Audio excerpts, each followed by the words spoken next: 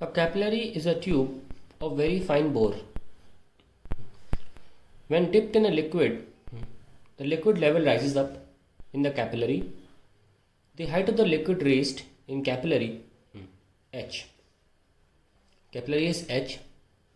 Depends upon surface tension sigma, the density of liquid rho, acceleration due to gravity g, and radius of the capillary r. Prove that the height raised is proportional to 2 sigma cos theta by r rho g. So we have been given that a capillary, when dipped in some liquid,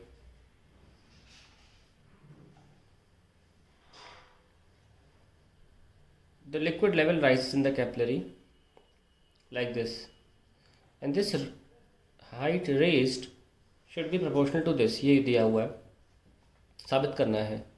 तो हमें बोला गया है liquid level raised in capillary H depends upon surface tension, कैसे पता नहीं, density कैसे पता नहीं, तो y लिख लिया, acceleration due to gravity नहीं पता, and radius कुछ और ले लेते हैं, so we take a, नहीं पता था हमें. अब हमें डिराइव करना है इसको. Let's start.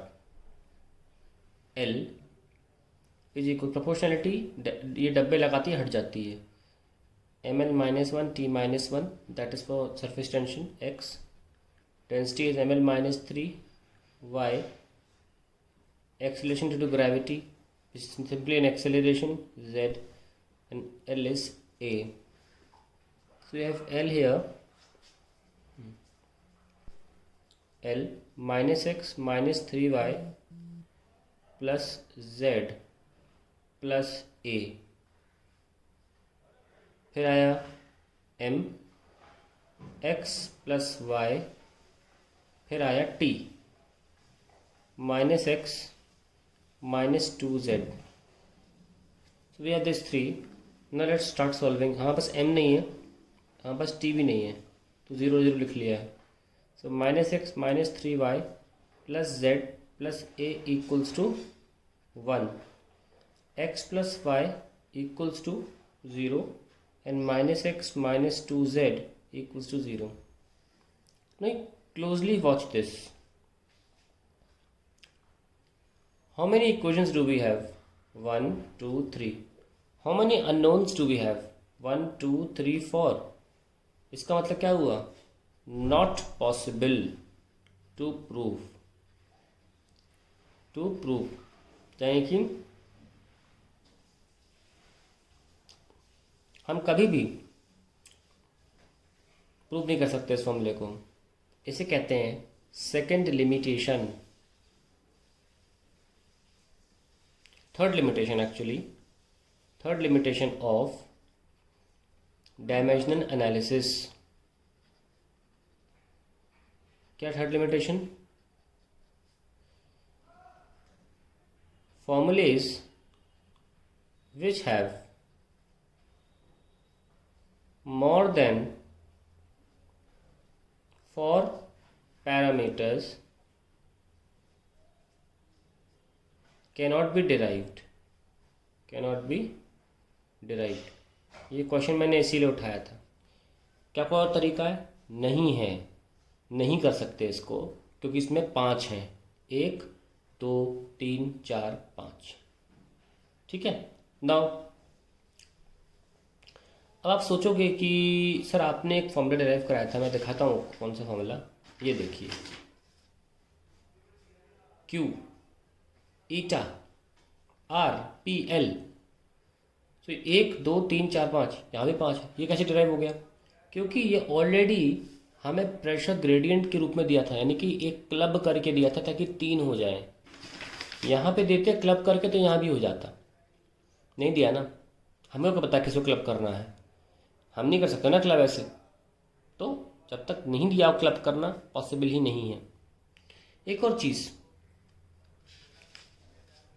डायमेंशनल फॉर्मूले में एनालिसिस में हम कांस्टेंट तो निकाल ही नहीं सकते, विच इज़ लिमिटेशन नंबर 4. एक और चीज़ नहीं निकाल सकते, that is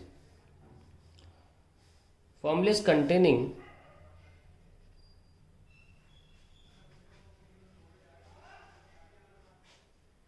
cos theta, sin theta या और other trigonometric functions, other trigo functions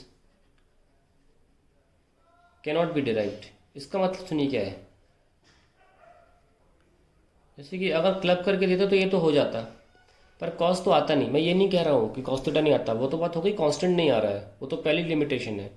यहाँ फंक्शंस मतलब ये होता है कि अगर जैसे कि कोई फॉर्मूला है y इक्वल्स टू साइन के एक्स माइनस ओमेगा टी, है ना, ऐसा फॉर्मूला है सपोज ए।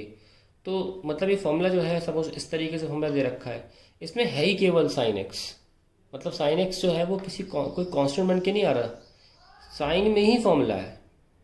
यानी कि पूरा formula as a function of sine या लॉग, ये सब चीज़ें इसमें जोड़ लेते हैं। ट्रिग्नोमेट्रिक फंक्शन, लॉग और एक्सपोनेंशियल। इसको आप कॉपी में अलग से लिख लीजिएगा, मैं तो इसी पेज पे लिख रहा हूँ, बोल भी रहा हूँ, डिक्टेट भी करो तो लिख सकते हैं आसानी से। तो ऐसे कोई फॉर्मूले जिनमें यहाँ फिर से लिख देता हूँ लॉग एक्स, साइन एक्स या ई पावर एक्स, इस तरीके के फंक्शंस में ही फॉर्मूला है। मैं ये नहीं कह रहा फॉर्मूला ये तो कांस्टेंट है, कॉस थीटा कांस्टेंट है, यहाँ पे कॉस जो है वो कांस्टेंट के रूप में है। ये इस लिमिटेशन से फिट नहीं बैठता। तो कि दिग्गत बता रहा हूँ मैं। एक और लिमिटेशन है, फॉर्मूले जो सिर्फ लॉग साइन और ई पावर एक्स में होते हैं या एक्सपोनेंशियल में होते हैं वो भी डेराइव नहीं हो सकते डायमेंशनल फॉर्मूले से किसी भी कीमत पे। तो ये एक डायमेंशन एनालिसिस से, तो ये चौथी लिमिटेशन है।